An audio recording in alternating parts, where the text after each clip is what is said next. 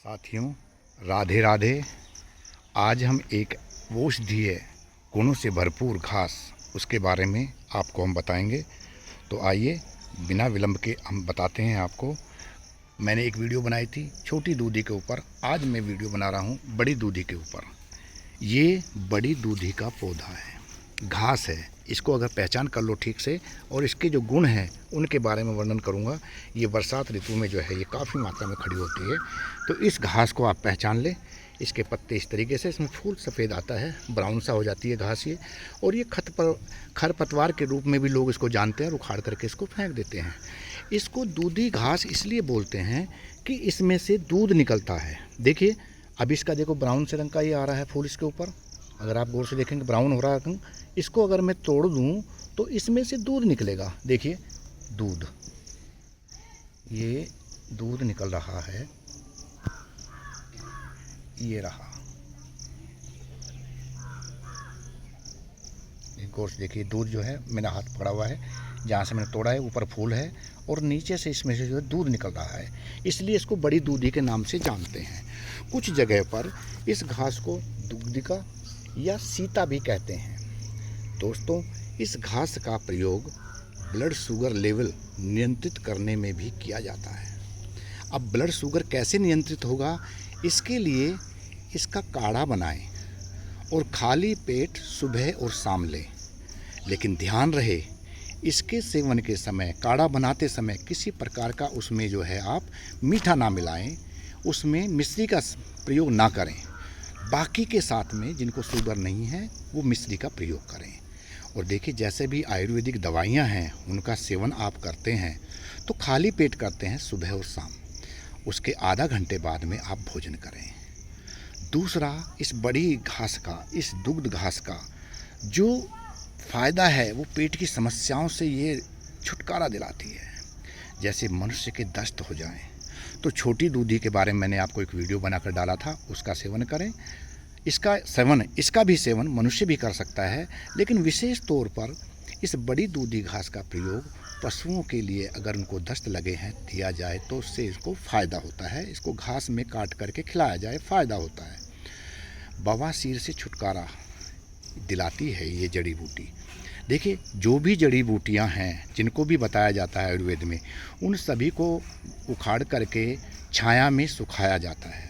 धूप में नहीं, छाया में सुखाया जाता है और छाया में सुखाने के बाद में उसका चूर्ण बनाया जाता है। तो बवासीर अगर किसी को है तो इसके चूर्ण में बराबर मात्रा में मिश्री ले करके इसका सेवन करें। ध्यान रहे, शुगर के पेशेंट मिश्री का सेवन ना करें। दोस्तों, इसका एक और भी बड़ा फ़ायदा है जो कि मैं आपको बता रहा हूँ। जो बांझ स्त्री होती हैं उसके लिए, जो पुरुष नपुंसकता को प्राप्त हो जाते हैं या किसी को शीघ्र पतन हो जैसी बीमारियों से ग्रस्त हैं, तो उनके लिए इस औषधीय दिव्य औषधि का चूर्ण बना करके दोनों वक्त यानी कि सुबह और शाम चूर्ण को मिश्री में मिला करके दूध के साथ लें। ये जो बीमारी मैंने बताई, बांझपन, नपुंसकता या शीघ्र पतन जैसी बीमारियों से छुटकारा दिलाती है। रामबाण दवा है इसके लिए। नाक से अगर खून आ रहा हो, जिसको नक्सरी बोलते हैं, उसको भी बंद करने के लिए आ जाता है। कभी बच्चों की नाक से खून निकलना शुरू हो जाता है तो इसके लिए चूर्ण मिश्री के साथ मिला करके दोनों वक्त दें। दोस्तों, इसका दूध अगर चेहरे पर किसी बच्चे के कील मुहासे निकल आए हैं तो उस पर लगाएं तो कील मुहासे भी दूर होते हैं। दोस्तों, इस घास का रस कनेर के पत्ते के रस में मिलाकर अगर बालों में, जड़ों में लगाया जाए तो बालों का झड़ना बंद हो जाता। कहने का मतलब गंजापन दूर हो जाता है। दोस्तों, इस गुणकारी दिव्य औषधि का एक लाभ और भी है।